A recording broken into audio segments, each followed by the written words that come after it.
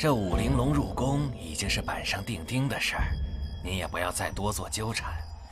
长安城比他标致的美人可多着呢，您又何必非要从陛下嘴边虎口夺食呢？后宫勾心斗角，我听得多了，我不会让他卷入那些事里去的。您要是舍不得银子，我改日退还给您，玲珑姑娘就别想了。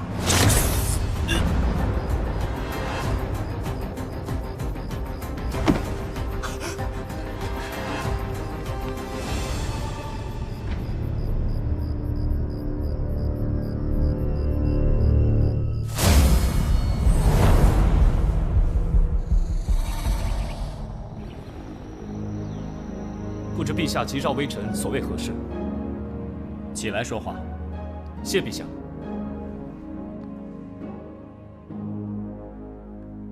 如今正值采选之际，那掌管采选的总管罗德海却在昨夜暴毙。什么？朕已经吩咐下去，此事万万不可声张。这次召你进宫，就是想让你低调彻查此事，争取早日水落石出。微臣遵旨。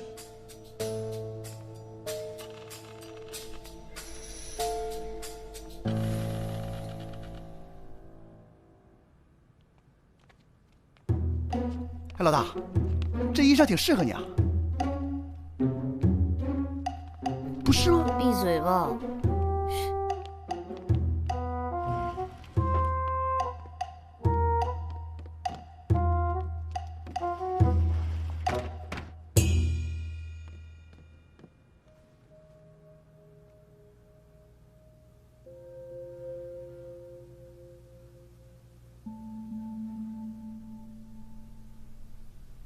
初步判断，死亡时间应该是在昨晚子时前后，死者应是被人点中颈项要穴，阳虚闭窍而亡。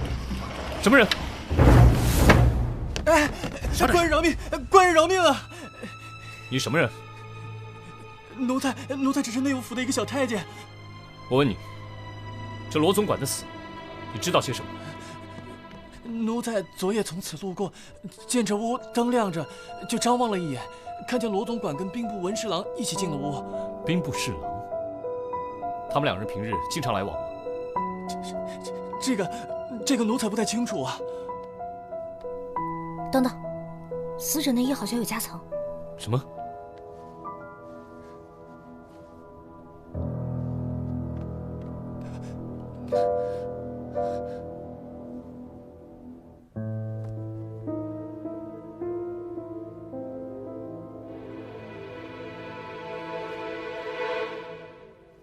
胡扯！朕昨日与文爱卿商议边塞的事情，一直到深夜，他哪有时间去见罗总管？文侍郎是什么时候来这里的？晚膳时他便在了。怎么？你连朕都不信？臣不敢。告诉朕，是谁暗中造谣诬陷文爱卿？陛下息怒，可能是臣一时疏忽了，待臣再细细调查一下。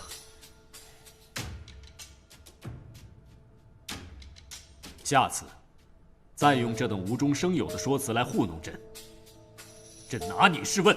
是。微臣遵旨。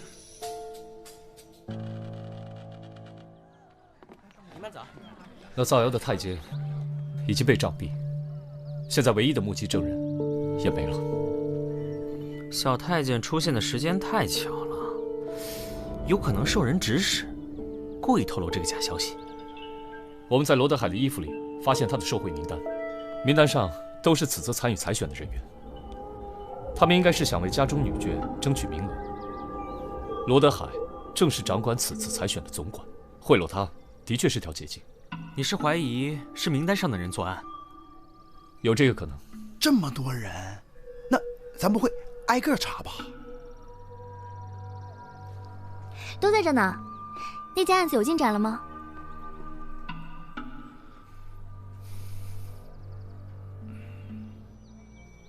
子苏，你进宫的事情怎么样了？暂时搁置了。这次参与采选的姑娘全被退回去了。退回了？是啊。听说罗总管为采选受贿，陛下为了肃清后宫，就把采选取消了。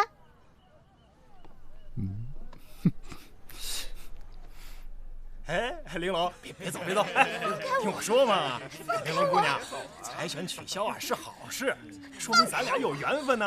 啊，哎，走走走！哎呀，玲珑姑娘，玲珑，明日我就上门提亲去啊，把彩礼给你送过去，等着我啊！走走走！这什么人？这不王麻子吗？本名王进，爹有钱，就没学点好，天天往漂亮姑娘身上蹭。这位玲珑姑娘，我好像在哪见过。哦。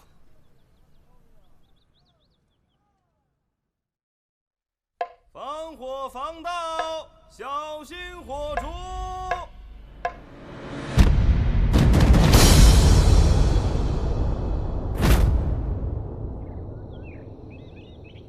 此人与罗总管死法相同，阳虚必窍而亡，恐怕是一人所为。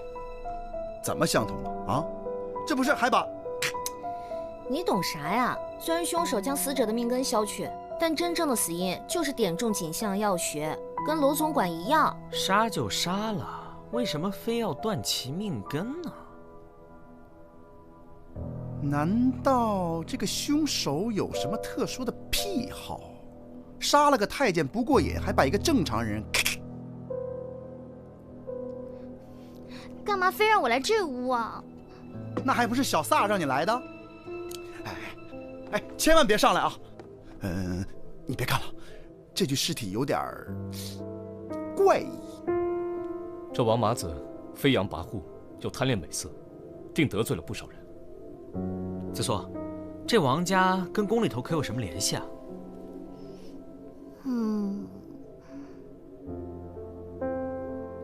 可我怎么也想不通哎，这两个人怎么会有共同的仇家呢？罗总管受贿，王麻子欺压良民，倒也算得上死有余辜。莫非这凶手是想替天行道？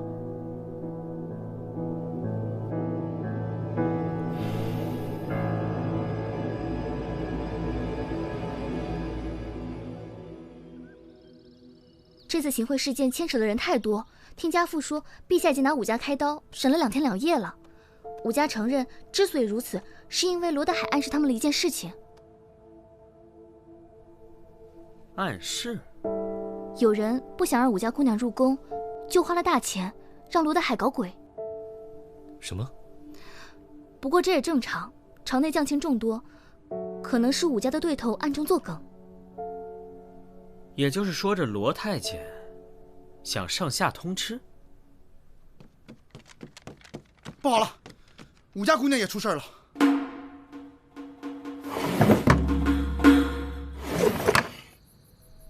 初步判断，死亡时间在1个时辰以前。先奸后杀。从尸体的痕迹来看，死者激烈的挣扎过。至于死因，跟前2个一样。是同一人干的？太监、富家公子、大家闺秀，被同一人所杀，这也太诡异了吧！竟然连未出阁的姑娘都不放过。等等，他就是武玲珑。之前采选的时候，我见过他一面。怪不得那日在凡舍觉得他有些眼熟。你是说，那天王麻子骚扰的姑娘就是她？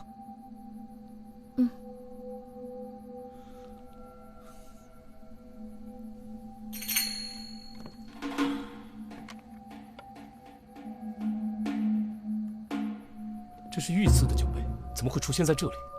陛下赐的酒杯，我还说呢，这客栈看着不咋地，用的酒杯倒还挺讲究。这说明，来过这屋的是陛下身边的人。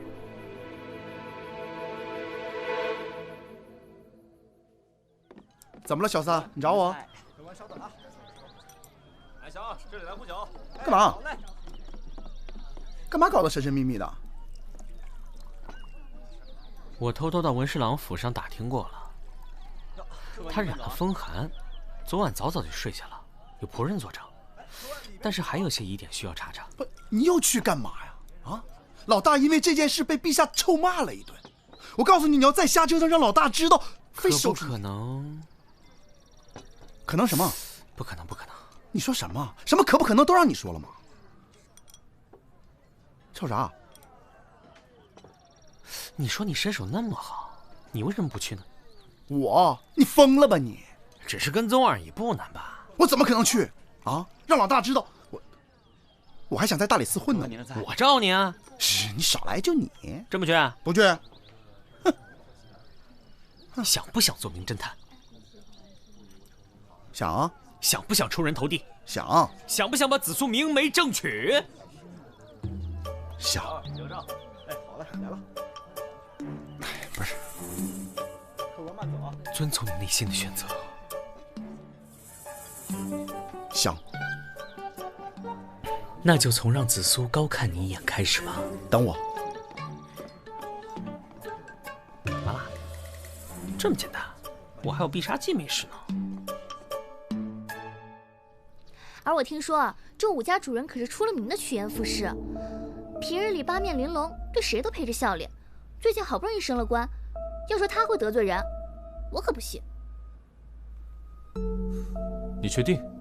确定啊。这个武家主人花了大价钱，就是为了把女儿送进宫，这多符合他的性格啊！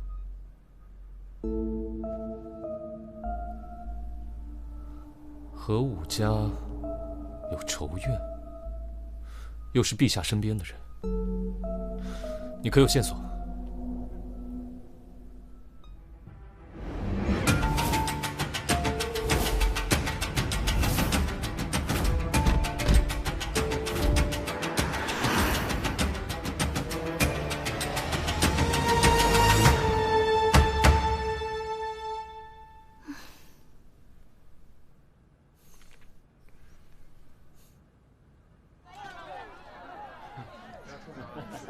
是啊，越没笑，谢谢。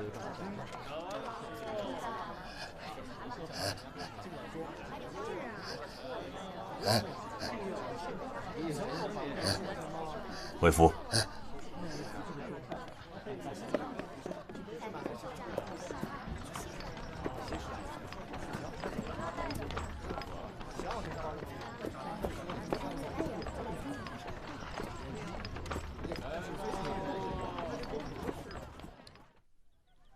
小撒，快！我告诉你啊，那个文侍郎那马车也太邪乎了，我跟着他一拐弯，连人带车都不见了。什么？我刚从文府探查回来，他半个时辰前就回府了。半个时辰前啊？那会儿我刚跟丢啊。从宫门到文府，怎么也得走1个多时辰吧？总不能你刚跟丢，这马车就出现在文府门口吧？除非那马会飞。你不是会飞吗？啊，三宝，你沿着文侍郎回家的路再走一遍。你少来！你想不想让紫苏？等我。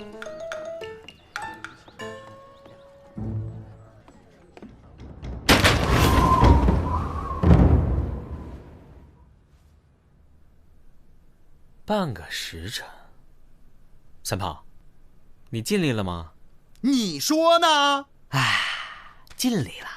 我会在紫苏面前替你美颜的。美颜？既然连你都用了半个时辰，文侍郎在你面前消失，到出现在文府，却只是一瞬间的事儿。可不是啊，马车能有我快吗？之前陛下的证词让我们打消了对文侍郎的怀疑，可是现在所有线索又都指向了他，所以我觉得易容术或同胞兄弟是比较合理的解释了。小三炮，你又要干嘛？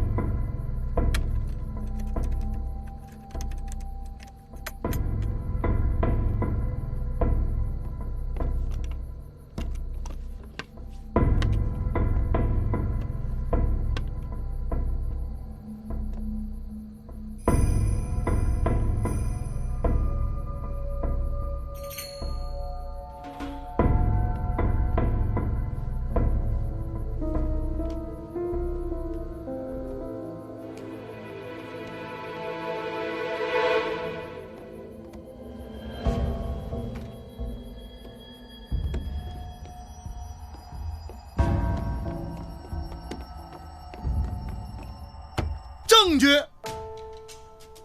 这就是证据。这张脸好像在哪儿见过，记不记得？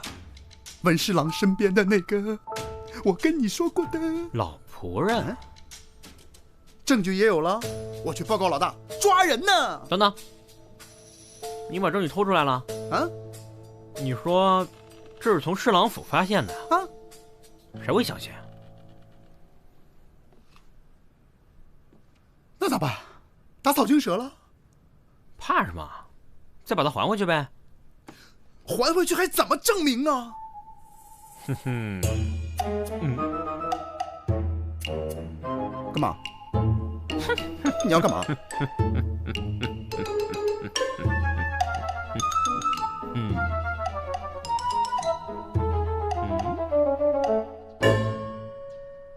我查到了王家和武家的关系。自从这武家小姐采选被退回之后，就被王妈子给盯上了。这王妈子直接上门提亲，武家主人彩礼都已经收了。凶手的意图已经很明显了，这3起案子都是针对武家的。先是杀死了掌管采选的罗德海，这武家送女儿入宫的如意算盘自然是落空。没想到这武家退而求之，答应了王家的婚事，但王家公子一死，这武老爷再次扑了空。如今这武玲珑又惨遭杀害，凶手看来是不想让武家得势。到底凶手和武家有多大仇啊？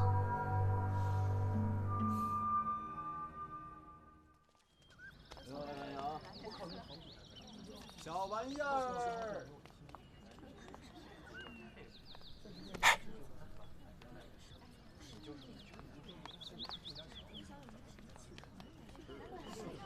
哎，这位老张，我看你面色无光，印堂发黑，莫不是最近有妖物缠身？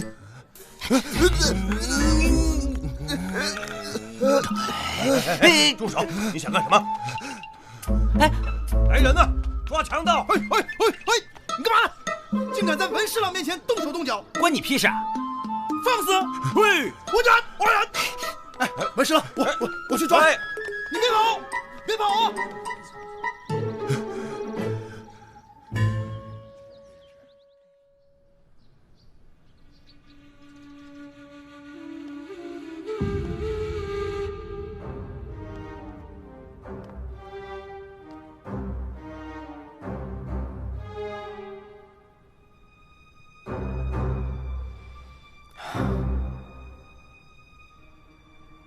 朕记得上次已经跟你说得很清楚了，这案子跟文爱卿一点关系都没有，可你为什么一而再再而三的纠缠？臣知错。要是你没能力查案的话，就别查了，朕马上换人。陛下，再给臣一次机会，朕已经有眉目了。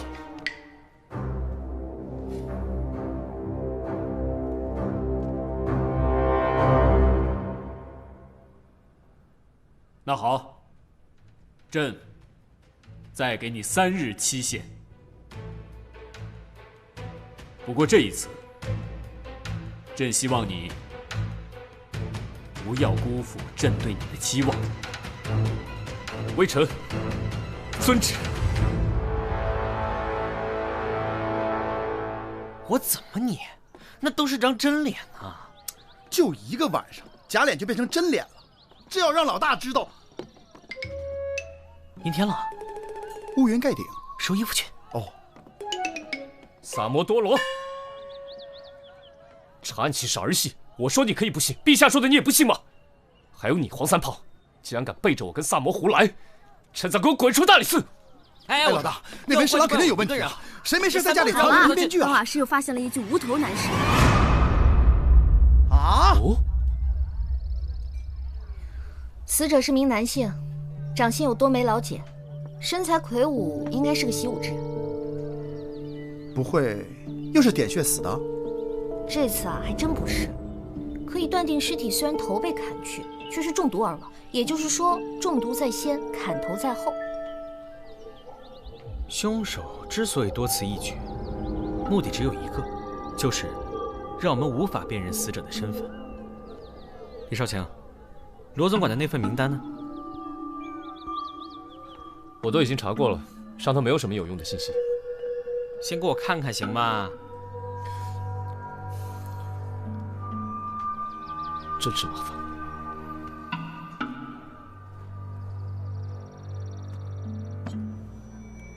上头的墨迹，我原来以为是罗德海写错之后涂掉的，可这么看来，这处墨迹是后来加上去的。你怎么知道？墨迹的新旧会有细微的差别，比如这处就应该是笔误留下的墨迹，而这处的运笔与其他不同，很有可能是凶手发现名单之后才涂抹上去的。哎，他傻呀！要是他怕人发现，直接拿走不就好了？我们不妨顺着这凶手的思路来想，既然这凶手发现了名单，如果想要掩饰自己行贿的事实，完全可以将帛书直接偷走。可是他只是涂到了自己的名字，而将帛书放回了罗德海的衣服里面，好像是故意让我们发现这个重要的证据。这是为什么？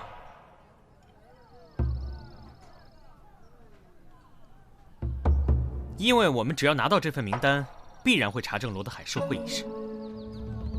三炮啊，采选的姑娘被退回之后，谁成了最大的受益者？谁是最大？哎，不，你问我干啥？就是你呀！什么意思啊？不是那个老大，跟你说正事呢，能不能正经点儿？双叶，你认真听点儿。你的意思是这些姑娘原本的追求者，或是爱慕的对象？没错。武家行贿本身就影响极差，这样一来，武家姑娘自然是再无进宫的可能。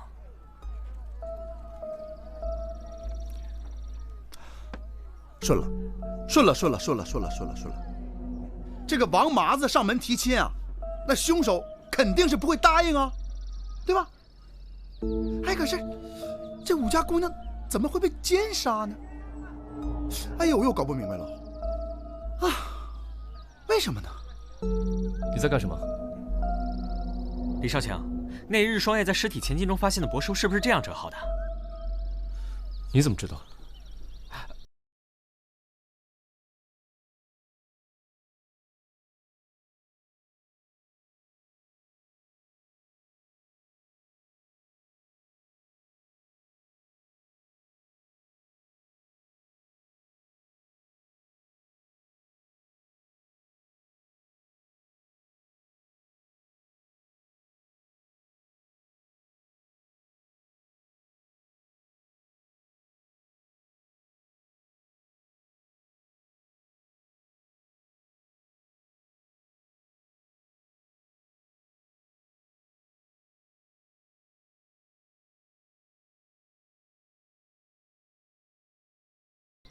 我就是，你以为我喜欢被两边使唤来使唤去？我这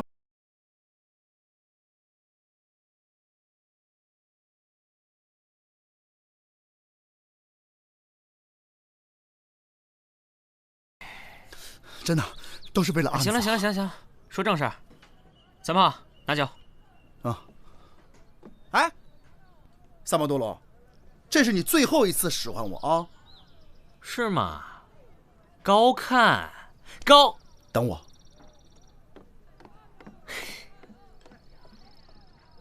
哎，给。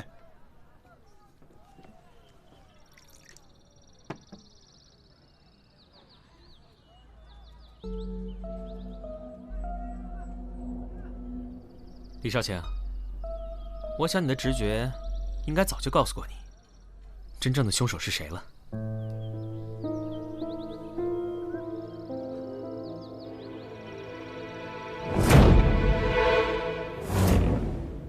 启奏陛下，昨夜有突厥骑兵进犯我边陲大营，无法确定此次偷袭是个人行为还是可汗授意所为。微臣以为，不如先观望几日，若他们就此停手。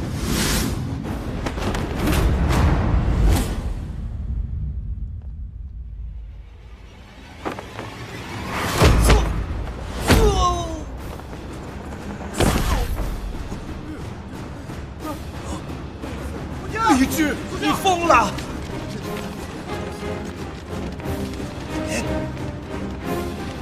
下，陛下救我！陛下，陛下！陛下！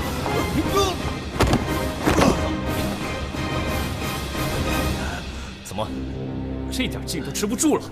啊！李治，给我住手！臣遵旨。朝堂上殴打同僚，你眼里还有没有朕？陛下，臣有事启奏。文侍郎乃是武状元出身，今天竟被我打成这副模样，毫无还手之力。陛下，您不觉得有些奇怪吗？回陛下，微臣自从担任侍郎一职，武艺的确有所松懈。近日李少卿突然出手，臣不得其解，但念及此处是皇宫之内，不可冲撞陛下，所以才未还手。哦，如果只是武艺松懈，那不妨让陛下看看你的双手吧。习武之人，掌心处必然会有老茧，为何你这掌心非但不见老茧，反而细嫩的如同文人般？李治，你到底想说什么？陛下，您面前的文侍郎其实一直是有2个人交替出现的，带兵打仗的是一个，与您谈论朝堂政事的又是另外一个。这是什么意思？这文侍郎有一个双胞胎兄弟，大理寺一直在调查的连环杀人案，皆为此人所为。这是不是真的？陛下，这纯粹是李少卿的臆测啊！不知文某何处得罪了少卿，竟然如此血口喷人。你兄弟与罗总管起争执的时候，偏巧被打惊的小太监看见了。然而与此同时，你却在和陛下谈论政事。那天下早朝，你发现了我们跟踪你，特意绕了路。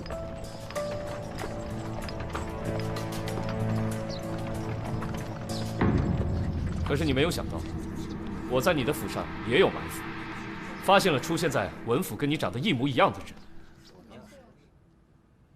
敢问陛下，这世上同一个人在同一个时间，可否出现在2个不同的地方？绝无可能。这起连环杀人案一共死了3个人，总管、富家公子和大家闺秀。我们在罗总管的衣服中发现了一块记载着行贿者名单的帛书，你自作聪明涂掉了自己的名字，但这帛书的折法却暴露了你的身份。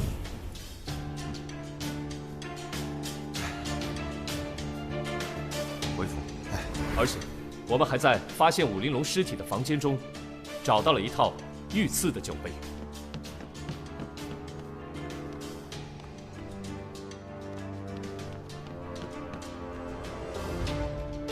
想必陛下应该还有印象吧？没错，这是朕去年赏给众爱卿的。如果你还想狡辩，陛下，证人已经带到。传。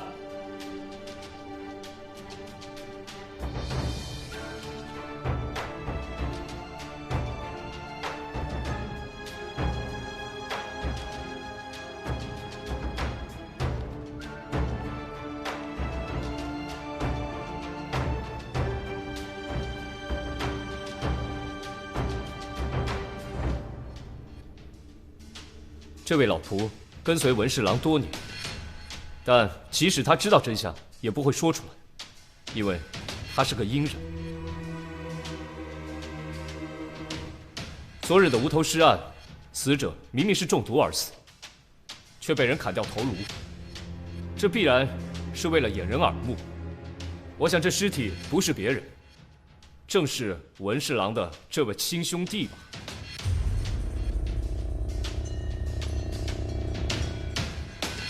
老仆，我说的是否属实？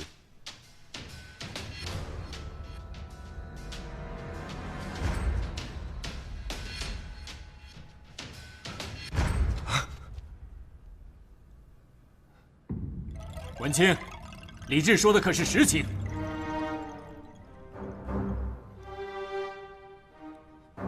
抬起头来看着朕，朕要一个答复。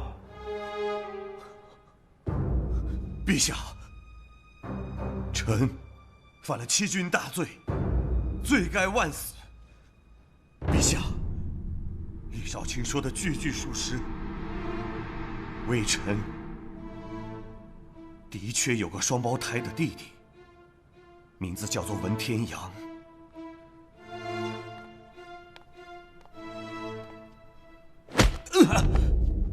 文天泽啊，没想到你这么毒。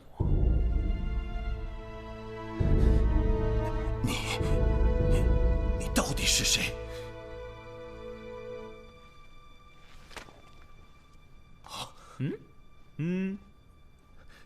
是你！草民萨摩多罗擅自闯入大殿，还请陛下恕罪。萨摩多罗，萨摩多罗，你告诉朕，这到底是怎么回事？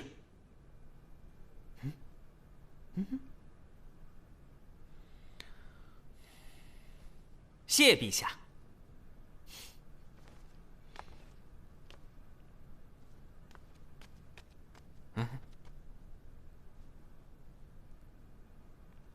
哎呀，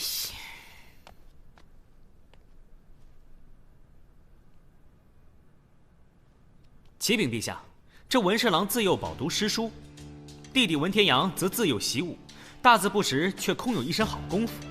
弟弟虽中了武状元，却不懂朝中之事，便由文侍郎每天参加早朝，与陛下讨论政事。由于没打仗，天阳便一直赋闲在家。文侍郎怕被人发现，便帮他易容成老仆的样子。这么多年来，你兄弟二人经营得很好。直到武玲珑的出现，才让兄弟之间第一次出现了隔阂。武玲珑，就是那武家的独生女。正是。罗总管掌管此次采选，文天阳行了贿，想把武玲珑清除采选，没想到武家给的更多。他眼看武玲珑就要入宫，便一怒之下把罗总管杀死。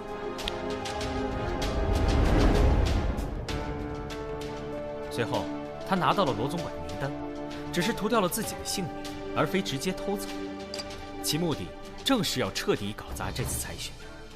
如他所愿，参加采选的姑娘被遣回，可偏偏王马子又看上了玲珑，还下了彩礼。彩礼送过去啊！你的弟弟自然无法忍受此事，便将其杀害，断其命根。听你这么说来，这文天阳是对他有情，那为什么还要杀害他呢？因为这武玲珑从始至终爱的只是文侍郎吧。我推测，武玲珑死的那日，应该是天阳假借你的身份前往客栈，武玲珑发现了他的身份，拼死不从，才被他杀死。你知道真相之后怒不可遏，便将文天阳毒死，又怕孪生兄弟的事情败露，才将亲弟弟的头砍下。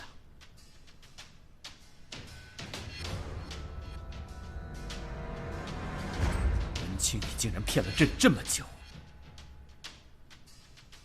陛下，罗总管不死，玲珑就会进宫；王麻子不死，就会对玲珑强取豪夺。天阳说他做的这一切都是为了我和玲珑，可他却做出那等禽兽不如的事情。你不是天泽，你是谁？我是文天阳，天泽的弟弟。什么？我从未听天泽提起过他有个弟弟。这是个秘密，除了你没有人知道。那天泽呢？为什么你会来？他很好，你不用担心。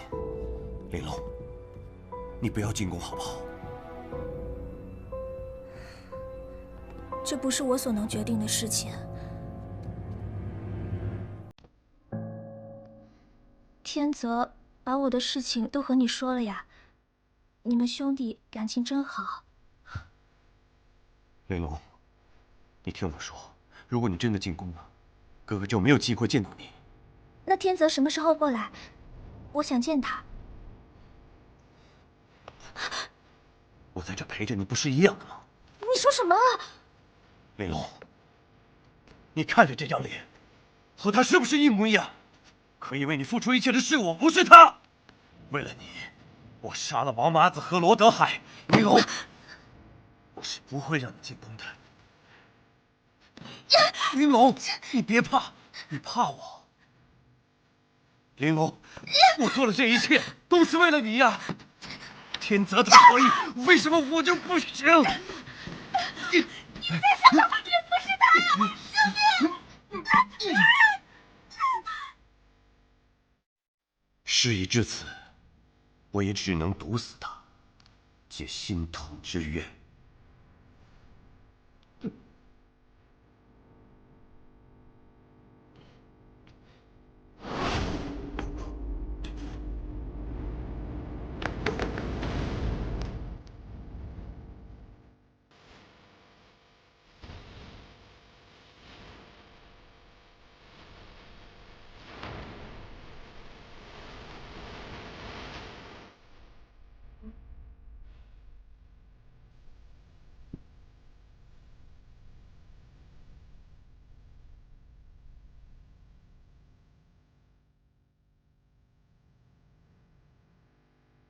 臣罪无可恕，唯愿以死谢罪。带下去，即日处斩。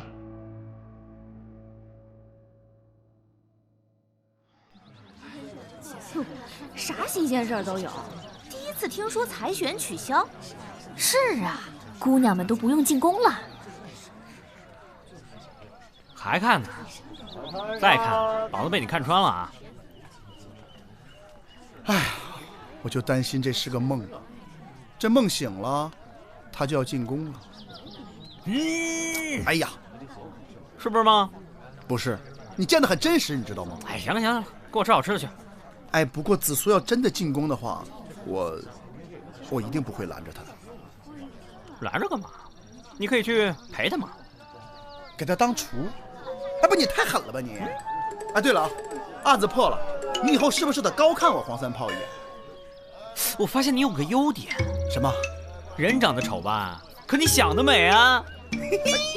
萨姆多罗，别让我抓到你，我打！你来啊！我打！哎，呜！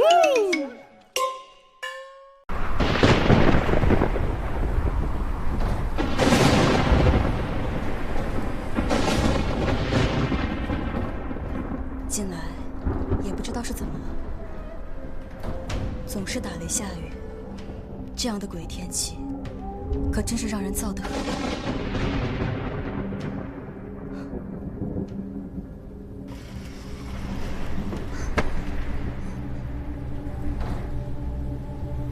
老爷这个时辰肯定还在书房习作，补汤煮好了吗？煮好了，夫人。按照我的吩咐做的吗？是，夫人。煮了3个时辰，菜梗都烂熟了。那就好，去送吧。是。哎，让老爷别太辛苦了。哎。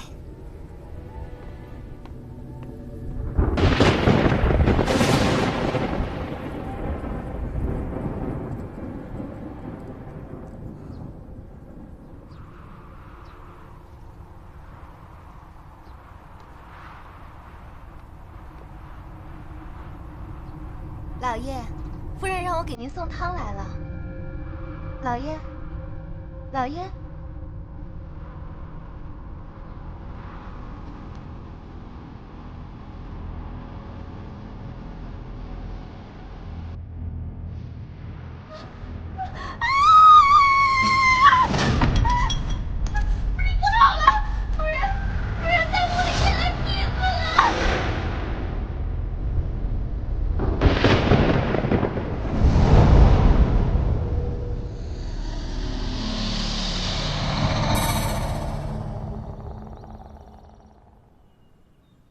大理寺王嗣成在光天化日之下于家中被雷劈死，此事太过荒谬，太过荒谬啊！莫非这王嗣成贪赃枉法，操了天谴？休得胡言乱语！你有何证据说我大理寺官员贪赃枉法呀？我是没什么证据，可是老天爷看得真切。休得胡说！我为官清廉，就不怕遭了天谴？怎么会遭天谴呢？稍安勿躁啊！事关朝廷命官，要是消息传出，朝廷内部定会一片混乱呐。此事万万不得让陛下知晓。是啊。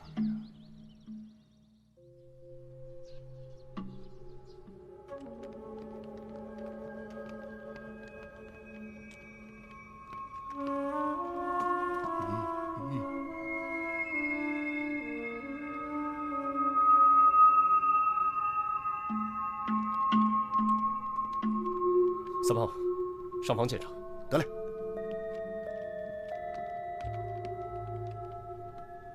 昨夜可有什么异常？府中一向门禁森严，又有专人看守，未见任何异常啊。王嗣成一直在书房中。哎，是。每天晚上主人都在房中习坐。是。可有人进出过？府中昨夜没有客人来访。主人平日里在房中处理公务，总是房门紧闭，听不得半点喧闹。没有吩咐，我们都不敢轻易打扰。是吗？是啊。可是，主人怎么会在房中被雷给劈死？这说不通啊！是啊。老大，避雷的龙头我检查过了，没有任何动过的迹象。双叶，尸体怎么样？除雷击痕迹之外，无明显外伤，也没有发现中毒的迹象。不是，双叶，都烧成这样了，你咋看出来的？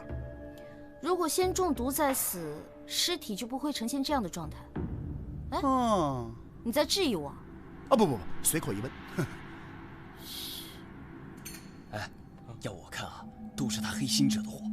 要不这雷电长了眼睛，不劈别人，偏偏进房劈他。哎，你小点声，别被夫人听见。哎呀，不怕，他在房间里还休养着呢。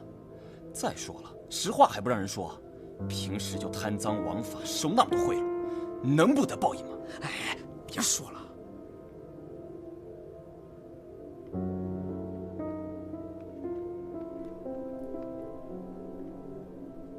呈现如此焦黑状，尸体可能并不是王嗣成，都已经烧焦到没有任何辨识度了，有可能被人偷换。反正要真是他就好了，贪官。哎，这人咋不穿鞋呢？我家主人呐，脚上容易出汗，到了热天的时候啊，他一般在家都是打赤脚的。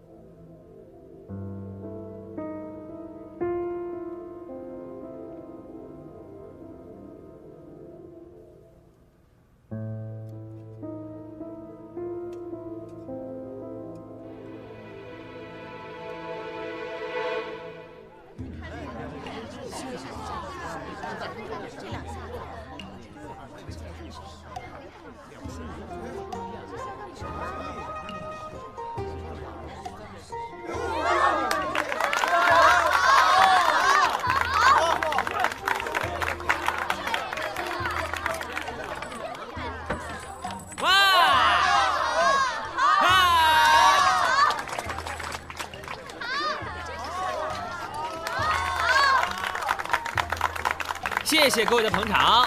我们的幻术呢，10文钱包教包会，上天入地无所不能。啊，变戏法的，你过来。你干嘛？我要学幻术，我要学会。 15文。啊，这么多，我可没有。我告诉你啊，你要学会幻术啊，今晚吃饭1个鸡腿变3个。我钱不够，我回去给我娘讨点。你给我等着，别走啊！好，不走，你快点啊！走。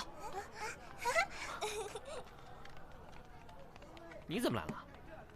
王嗣成前夜被雷劈死，烧成黑炭，你可知道？我们老大让你去看看。 不去，老大准备了香茅烤春鸡，吃不吃随你哦。烤鸡，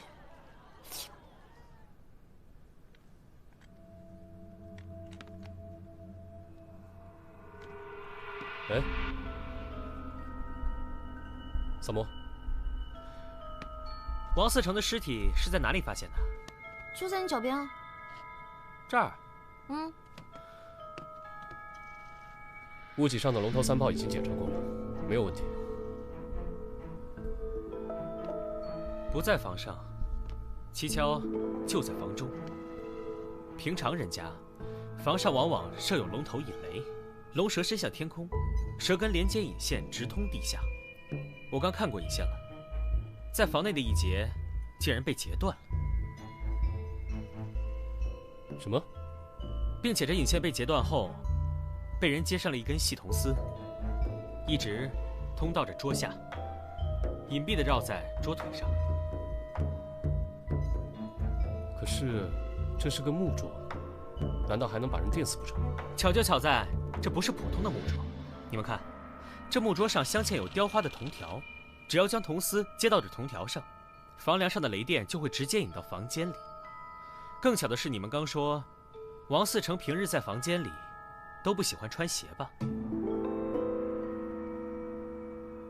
看来，凶手对王嗣成的习性了如指掌。每日既然只有他一人赤脚在书房习作，他需要做的只是在书桌上动手脚。可是现在尸体成了焦黑状，无法确认死者身份。去把王夫人请过来。是。一会儿，我们一起去看看王嗣成的尸体。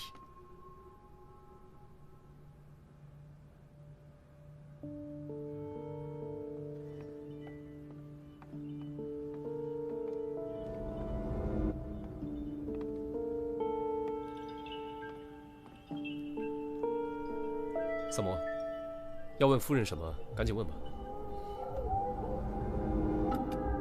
夫人，请看这尸体的牙齿。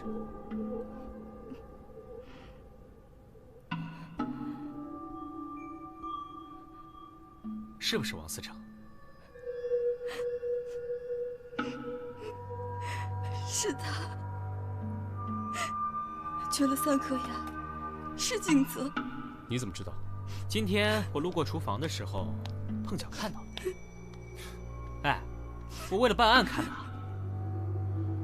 我今天去厨房，看到了下人给王嗣成煮的汤，把芹菜煮烂到那个程度，说明王嗣成一定是哑口王。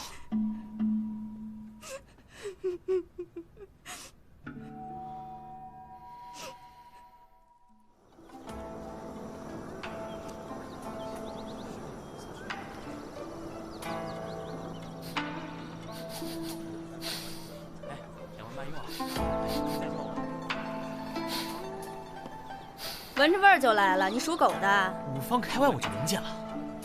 我要是偷着吃点东西还不行吗？当然不行了，这是哪里的美味啊？我怎么从未闻过？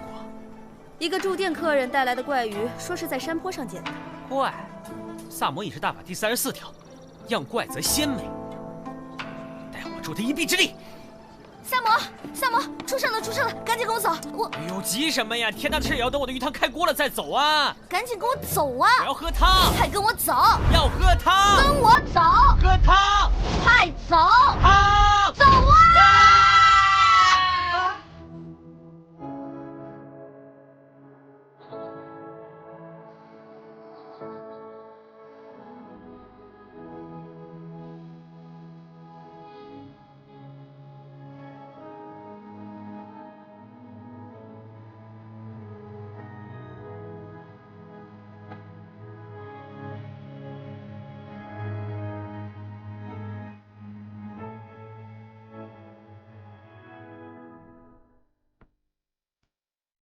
死者陈耀宗是个书生，伏案习作时被劈死在家中。哎，这尸体可真有造型感。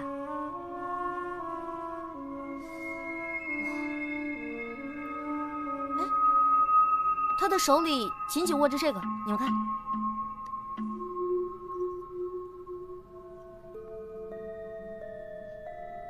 你知道这是什么吗？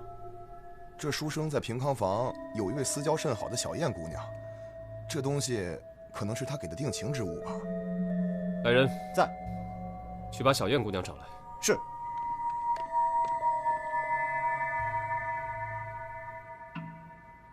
耀宗，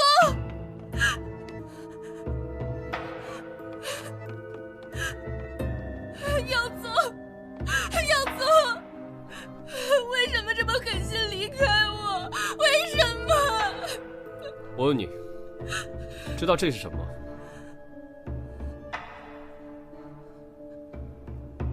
相聚从未见过。官人，求你一定要帮忙破案啊！我可以给你当牛做马。别再做戏了，我觉得你杀死书生的可能性最大。什么？书生忙于科举，顾不上你，跟你进行了诀别，此事有误吗？没有。所以，你因爱生恨，杀了书生，并造成雷劈死的假象。不是。跟王嗣成的事件重合，企图逃过制裁。不对，凶手不是他。什么？什么？他浑身脂粉香气浓，装束庄重，并且身上有很强的酒气，妆容也有些花调，头发不整，应该是在妓院招待了一晚上客人吧。并且我推测，书生应该并不是要跟小燕姑娘断绝来往，而是许诺考取功名后就回来替她赎身。你手里紧紧握着的，就是书生送你的定情信物吧？小燕姑娘，我说的对吗？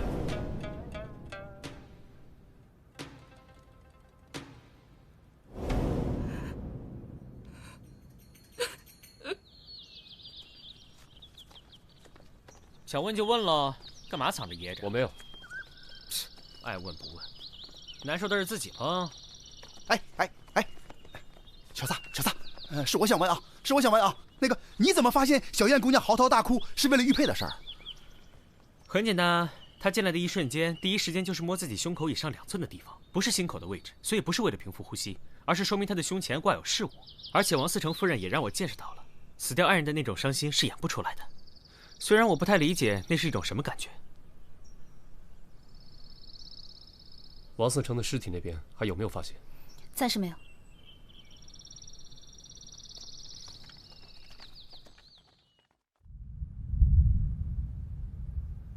来，用力来！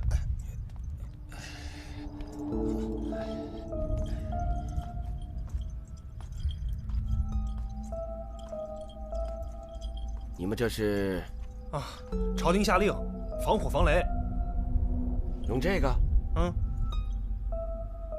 找一块4寸的鱼尾形状的铜瓦放置在屋顶上，就可以避免雷电引发的天火。你们这个不行的，不行的。东起泰山雷，南起衡山雷，西起华山雷，北起衡山雷，中起嵩山雷，五雷速发。欲请时请，征服高蒙，推前而起，混一成真。五雷，击毁皇宁，阴云变化，后见群情。夫既至，突发扬声，声雷急速行，急急如律令。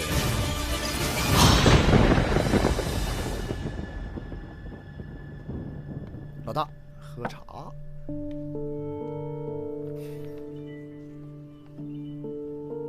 如果按照萨摩所说，可以排除小燕作案嫌疑的话，就要从别的地方入手了。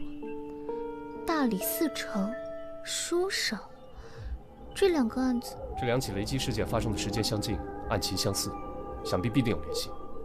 子苏，你回想一下。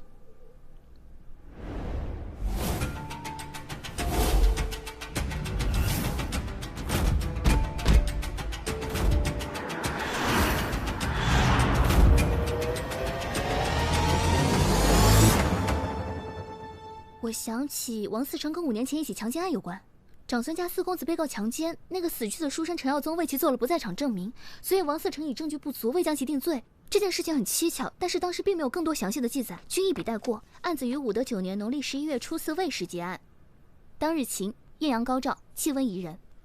牛。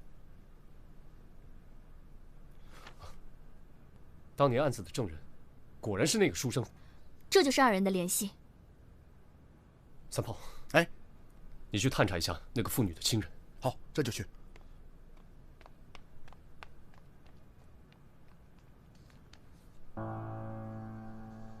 我打听到了，那件事情发生以后，那妇人的丈夫一直在长安城以卖鱼为生，他的家就在这里。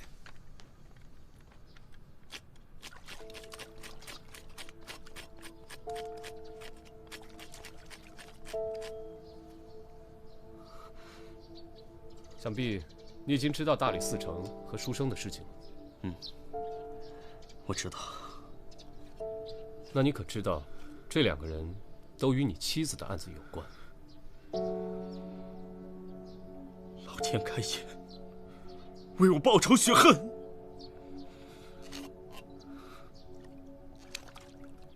那件事情发生后，素英整天以泪洗面，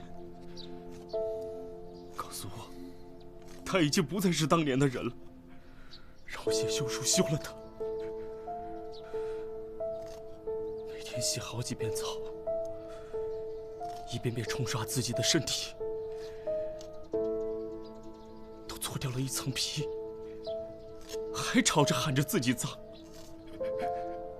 有一天，我从鱼市上回来，素英她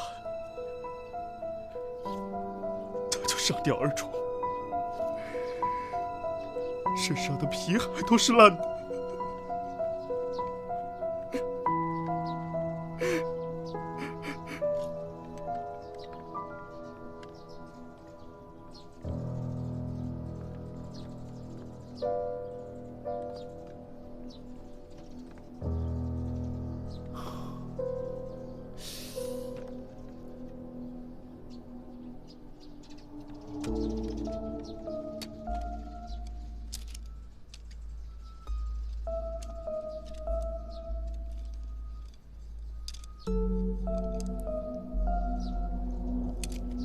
你现在是这个案子最大的嫌犯，这2个人的死跟你都脱不了干系，所以你必须要把事情说清楚。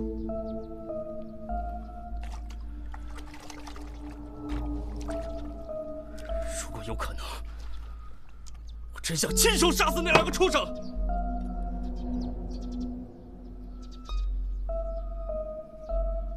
可是下大雨那天，我在东市卖完鱼，就急忙赶回了家中。哪里都没有去，邻居可以为我作证。至于书生他死的当夜，是我固定每月自家鱼塘换吃水的日子，一换吃水就需要整整2天2夜，我根本没有时间出门。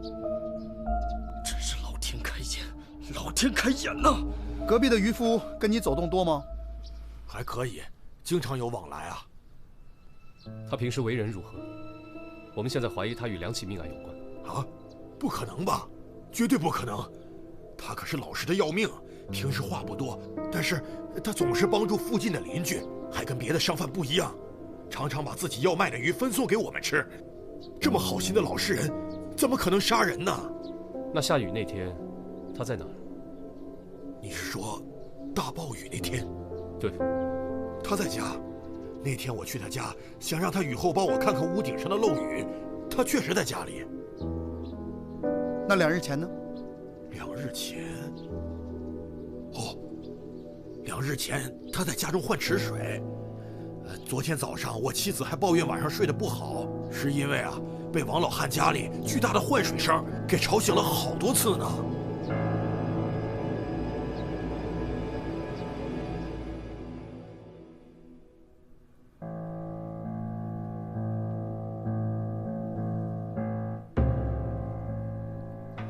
有什么进展？书生的口、鼻、脏器内均没有发现灰烬，也就是说他是死后被焚尸的，身体内也没有中毒迹象和外伤致死的状况。心也是麻痹状态，所以说啊，应该就是雷劈致死。可能是我们想太多了。哦，还有，他手上握着的铁牌，除了纹样奇特外，没有其他发现。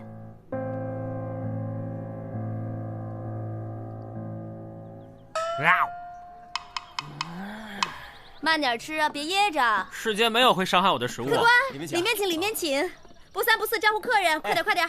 请。上面还有厢房啊。哇，我怎么从来没吃过这么好吃的鱼啊？这什么鱼啊？哪来的？最近的鱼市在卖很多奇怪的鱼，只要是我没见过的，我都会买来尝一尝。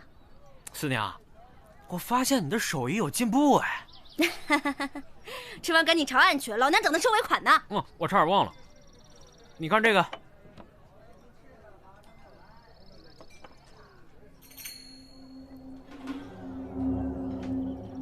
这个东西，我知道是谁做的。你知道？我找他做过暗器。这又不是暗器，怎么确定是他呢？因为全长安城能铸造这种铁具的人，只有他一个。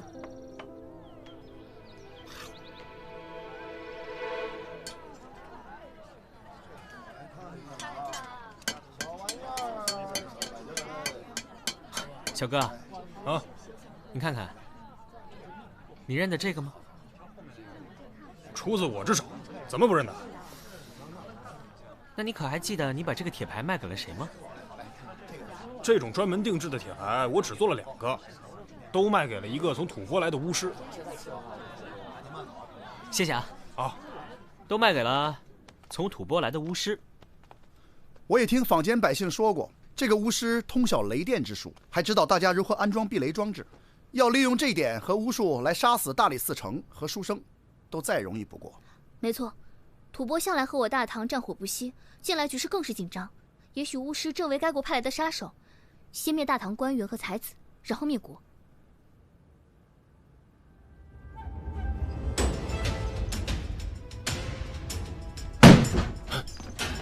给我搜！别再装神弄鬼了，我们都知道了。知道什么？你为什么用法术杀人？我没有杀人。你还有什么说的？我看就是吐蕃派来的杀手，准备伏法吧。我冤枉啊！我只是在练习五雷咒，使用技巧还没有掌握。如果掌握，现在就该打雷了。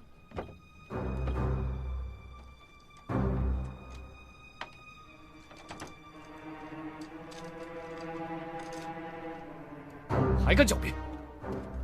死者手中的铁牌，据说只卖给了你一个人，不是你是谁？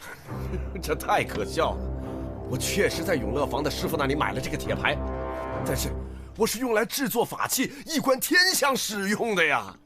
少卿，找到这个，怎么样？的确和书生手中的一模一样。搜到新衣物。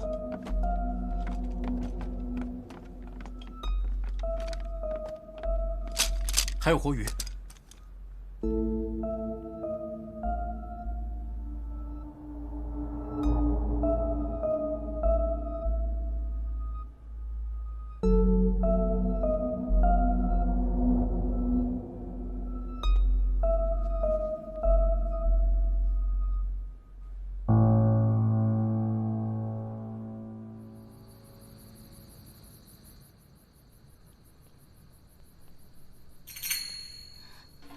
你看这，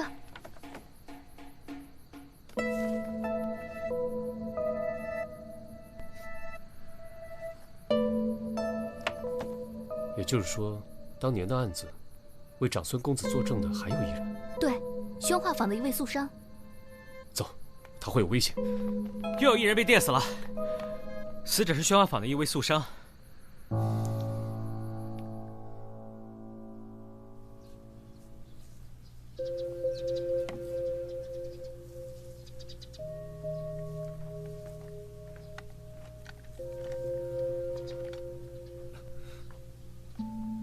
你们怎么又来了？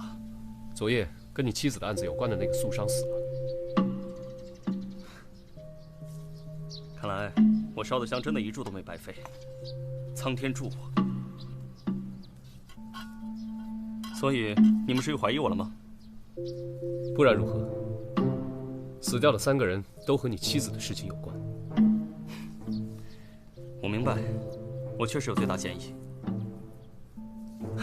可是我身体不适，都没有出摊卖鱼，在家休养了1天，哪儿都没有去。你们可以随便问街坊。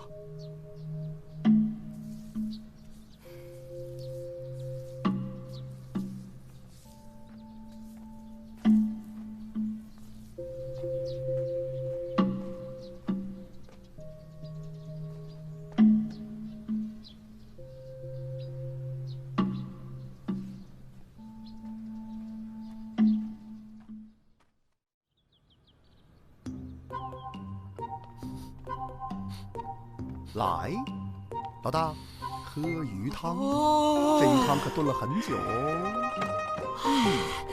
哎，你傻呀？嚯，是挺烫啊。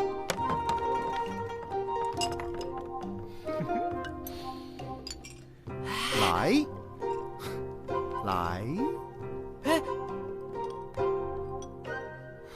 鲜，哦，刚才我听说呀。这鱼市上啊，最近出现了很多怪鱼，虽然味道一个比一个鲜美，但捕捞起来啊有点费劲。说灞河边有个渔夫收网的时候被累着了，浑身抽搐，直直的倒在水里，当场毙命。三毛，我想知道你的铁牌是不是曾经丢失过？你怎么知道？你还记不记得什么时候丢的？上次给巫师做铁牌时，刚做好2个就发现不见了。上次我来问你的时候，你怎么没说啊？我以为是小孩淘气给搞丢了，没放在心上，就再做了2个给巫师。这有什么问题吗？啊，没事。沈兴龙，啊，大人，我是长孙家的下人，我家公子失踪了，夫人在家中一病不起，派我来告诉你们。天哪，他不会已经死了吧？肯定是死喽，不然怎么会平白无故消失呢？我明白了，你们跟我来。去哪儿？去拯救公子。他还没死吗？还没死，快，再晚来不及了。我可不去啊！你为什么不去？我不理解为什么要救长孙公子啊？他难道不是最应该死的吗？我们都不要去救他，等他被杀死吧。滔天罪行也应该用律法，也只能用律法来解决。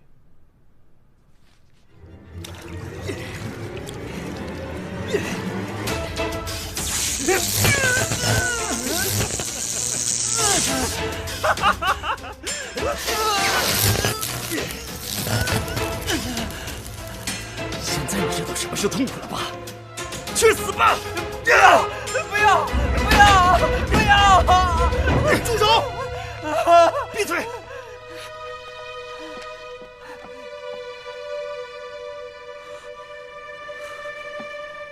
我认为我已经做好了一切，你们到底是怎么发现的？为了给亡妻复仇，你的确费尽心思。即便如此，你的作案手法还是漏洞百出。三炮告诉我，最近有渔夫因捕到怪鱼被累死，那是谣传。我在鱼市了解到的事实是，一位渔夫捕捉到了一种名叫电鲶的鱼，他不幸被电鲶电击而死，而这种电鲶正好满足了你复仇的需求。三炮在你的家里发现了吐蕃的法术竹简，说明你与吐蕃巫师有来往。我们搜查了巫师的住所，他的衣物都破烂不堪，鞋底也快被磨破，可见生活定十分窘迫。我看到他画的五雷符咒是错的，说明他确实不通术法，但他只晓些万物之理。还有活鱼啊！我们在巫师家还搜到了活鱼。巫师供述说，你在贩鱼的途中与他结识，得知巫师喜欢吃鱼，你就经常带着捕来的鱼去拜访他，他便授予了你一些引雷制电的原理。后来你得知巫师在铁匠处定制了小铁牌做法器，所以你趁铁匠不备偷走铁牌，用铁牌作案，并故意将其留在案发现场，栽赃陷害于吐蕃巫师。作为一个渔夫，你经常宿渔到那些官员府邸，跟下人们混得熟了，甚至可以随意出入戒备森严的王嗣成家，对王嗣成平日的起居作息自然也是了如指掌。你伺机潜入王嗣成书房，将避雷的铜线连接到有铜条装饰的桌子。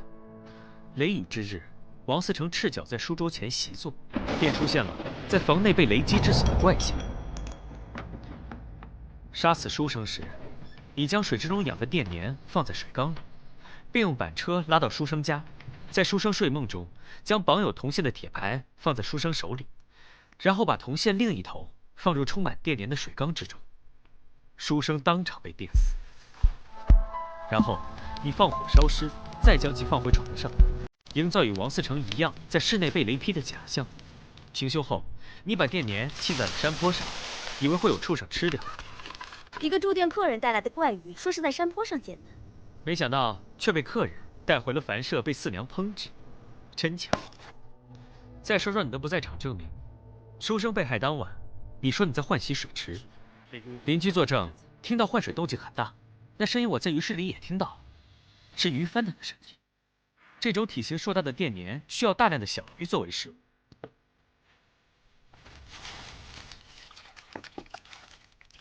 你将电粘吃剩的小鱼分给了邻居，邻居还以为你是个好心女。你杀掉了王思成和书生之后，我们找到了你，你觉得事情快要败露，遂将素商杀死。从现场的痕迹和验尸结果推断，你杀死素商时异常仓促，手握木棍或木板，将其头按在了装有电粘的水缸中，电死、烧焦。我在案发现场发现了大量的水迹。你说你当天生病没出门，可是为什么你的鞋子却全是泥巴？院子里装鱼的板车也是湿漉漉的。你有什么要反驳的吗？哼，我佩服你。不过，我的报复计划也快要完成了。没错，就是我杀掉他们。可他们都该死，都该死！那个软弱的书生，目击了苏莹被这个混蛋强暴，但是却位于强权，而做了假证。苏生当时在旁边戏谑嘲弄我妻子。王思成收了这个人的贿赂，而把案子压了下来。这些人都应该受到雷公的制裁。那个死去的渔夫，是我一起打鱼的朋友，就是死于电粘击中。于是，我就萌生了这种方法复仇。现在就差最后一步了，我现在就要亲手杀死这个畜生！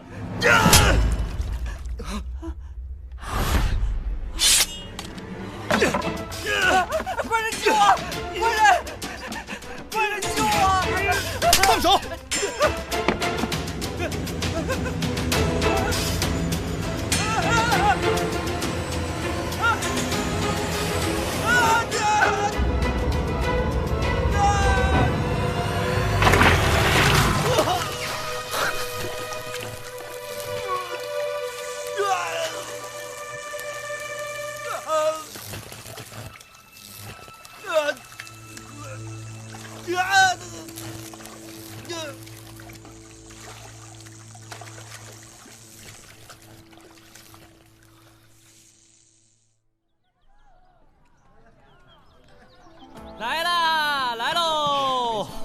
久等了！哦，来！哎，我告诉你们说啊，以后呢，你们再也不能说我萨摩多罗，只认钱不认朋友了啊！有什么好事没想着你们啊？这个是我独家秘制的萨罗汤，10全大补，所有的精华我都放在里面了。来，尝尝。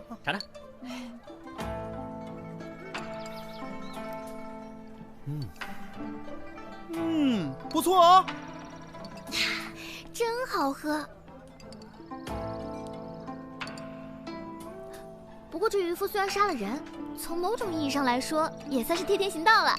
总结得对，耶！那从某种意义上来说，咱们也算是替天行道了呀。什么意思啊？鱼汤，鱼汤挺好喝的。对啊，还行。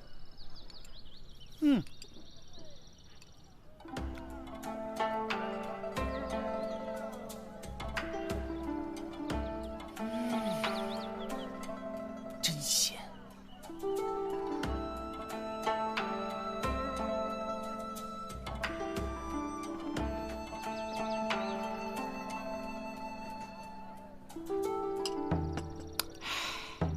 说不定，渔夫就在你们3个的肚子里呢。